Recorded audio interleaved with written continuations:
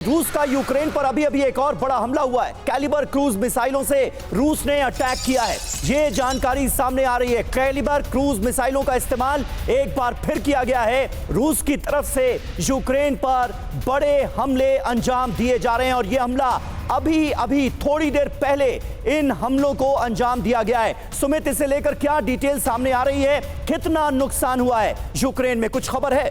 देखिए, बिल्कुल आपको याद है कि अभी थोड़ी देर पहले लगातार कीव में सायरन बजे, उन्होंने अपने लोगों से दोबारा से शेल्टर्स में जाने की बात कही और अब ये तय है कि अब रूस की तरफ से सेकंड वेव ऑफ जो अटैक है वो शुरुआत की जाएगी। और मैं आपको बता रहा था कि देखिए, पहला उनका जो टारगेट था, सबसे पहला था बिजली के ऊपर जो पावर इंफ्रास्ट्रक्चर है उसको टारगेट करना। लगातार कल से बिजली की और पानी की बहुत कटौती है, बहुत ज्यादा किल्लत है, खासतौर पर कीव में, लवीव में, आसपास के इलाकों में। अब दूसरा उनका टारगेट होगा एयर डिफेंस सिस्टम्स को टारगेट करना। कल उन्होंने दो जहां पर आप हैंगर्स पे जिस पे F-16 खड़े होते हैं उनको भी टारगेट किया रूस की तरफ से। तो ये निश्चित तौर पर रूस की स्ट्रैटेजी बिल्कुल क्लियर है कि वो पहली चीज कि कुर्स्क में आ रही जो रसद की लाइनें हैं वो यूक्रेन की तरफ से काटेंगे, कीव की तरफ से। दूसरा उनका सबसे इंपॉर्टेंट पॉइंट है कि कहीं ना कहीं वो कीव को लगातार एक तरीके से ट्रैप करना चाहते हैं अभी वहीं की समस्याओं से लेकर, यानी बिजली पानी की चीजों में। अगर वो ट्रैप हो जाएंगे तो निश्चित तौर पर आगे वाली जो बैठी फोर्सेज है उन तक रसद नहीं पहुंच पाएगी। तीसरा सबसे इंपॉर्टेंट एस्पेक्ट है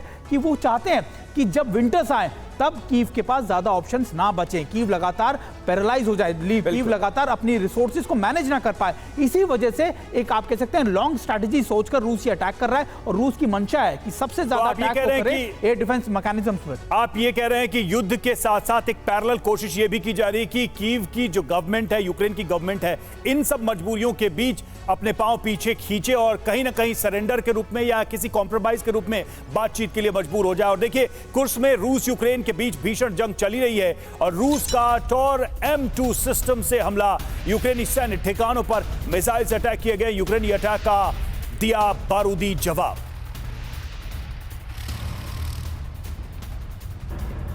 टॉर M2 सिस्टम से यह हमले किए गए हैं और सैन्य ठिकानों को निशाना बनाया गया है।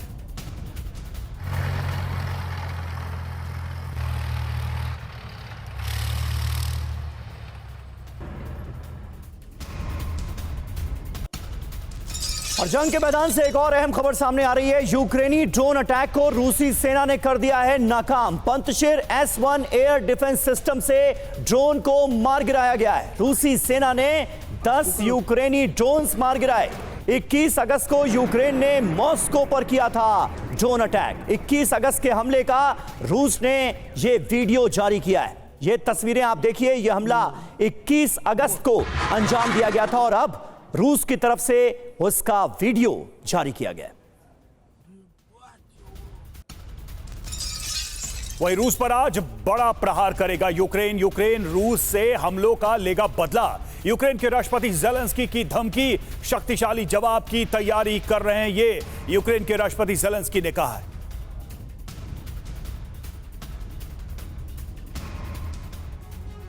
तो ज़ेलेंस्की की तरफ से भी बड़े बदले की जा रही है तैयारी और इस रणनीति पर काम कर रहा है यूक्रेन। आज मॉस्को जलेगा क्या? क्योंकि धमकी तो कुछ इसी अंदाज में दी जा रही है ज़ेलेंस्की की तरफ से। रूसी हमलों के बाद ज़ेलेंस्की ने हाई लेवल मीटिंग की है। कमांडर इन चीफ के साथ जवाबी रणनीति बनाई है ज़ेलेंस्की ने। कुर्स्क में F-16 के इस्तेमाल पर भी इस मीटिंग में चर्चा हुई, जिसका जिक्र हमने थोड़ी देर पहले ही किया था। आगे अब क्या होता हुआ देख रहे हैं हम। रूस के शहरों में ड्रोन अटैक होंगे, कुर्स्क में रूसी सेना पर हमले और ज्यादा बढ़ाए जाएंगे। कुछ जरूरी बातें। रक्षा मंत्री रुस्तम ने रूस से बदले की कसम खाई। रुस्तम ने कहा यूक्रेन में बने देसी हथियारों से हमले करेंगे। त्रिपाठी सर, अब सवाल यहां पर यही है कि क्या वाकई में कुर्स्क में अब F-16 का एक्शन देखने को मिलेगा? क्या वाकई में यूक्रेन इतना सक्षम है कि जिस वॉल्यूम में या जिस ग्रेविटी के साथ रूस ने यह हमले किया है उसी लेवल का या उसके इक्वल यूक्रेन जवाब दे पाए? रूस को दावा तो यही कर रहे हैं ज़ेलेंस्की। देखिए, कुर्स्क में की बात आपने की। कुर्स्क में जो हमला किया यूक्रेन ने, अभी की जो खबर आपको भी पता है कि अभी वो डाउन हो गया है। जो ये भी करीब 25 किलोमीटर गए थे, अब ज़्यादा आगे नहीं बढ़ पा रहे हैं। पिछले पूरे तकरीबन एक हफ्ते में 1 से 2 किलोमीटर आगे बढ़ पाए हैं। लेकिन पुतिन ने परसों ही उन्होंने जब अपनी कमांडर से कॉन्फ्रेंस ली, उसमें 1 अक्टूबर की डेट उन्होंने दी है कि 1 अक्टूबर तक कुर्स्क से जो है पूरी जो दुश्मन अंदर आया है उसको बाहर निकालना है। और उन्होंने यह भी कहा है कि तकरीबन 4200 रूसी सैनिक मारे गए हैं।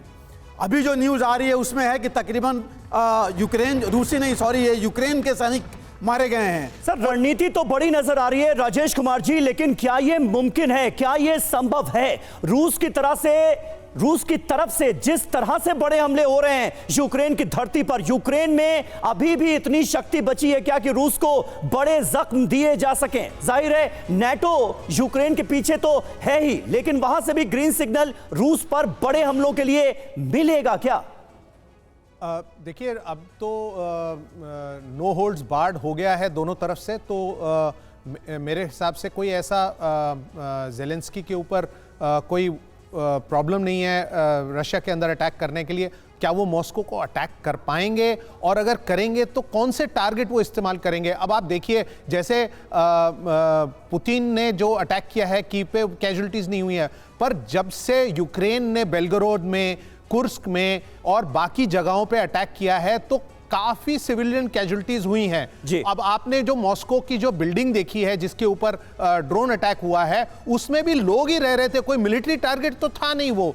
तो जो अटैक्स यूक्रेन से हो रहे हैं वो डेस्परेशन से हो रहे हैं, उनका जो लास्ट रिजॉर्ट है वो चल रहा है। और मेरे हिसाब से उनके पास कोई ऐसी रणनीति नहीं है कि जिससे वो रशिया के ऊपर कुछ लेवरेज रखें। अगर बाद में कुछ नेगोशिएशंस होती हैं, जरूर 1000 स्क्वायर किलोमीटर कुर्स्क में है उनके पास, लेकिन उससे ज्यादा जमीन वो सेंट्रल सेक्टर और ईस्ट में खो चुके हैं। और पोलरोस्क में जो बड़ी बड़ी इंडस्ट्रियल कैपेसिटी और वहां पे जो कोल माइंस, कुकिंग कोल की माइंस हैं और इतना सारा इक्विपमेंट है वहां पे, अगर वो उन्होंने खो दिया तो उनके लिए निश्चित ही बिल्कुल इसकी सर कोई तुलना नहीं हो सकती कि जो बढ़त रूस की है यूक्रेन के ऊपर, अभी तक यूक्रेन उसके मुकाबले में कहीं नहीं ठहरता। लेकिन जो सरप्राइज दिया है यूक्रेन ने, ज़ेलेंस्की ने पुतिन को, रूस को, वो अपने आप में एक नई कहानी कह रहा है इस पूरे युद्ध में। तब जबकि ऐसा लग रहा था कि कीव जो है अब डाउनफॉल की तरफ बढ़ रहा है, सरेंडर की तरफ बढ़ रहा है।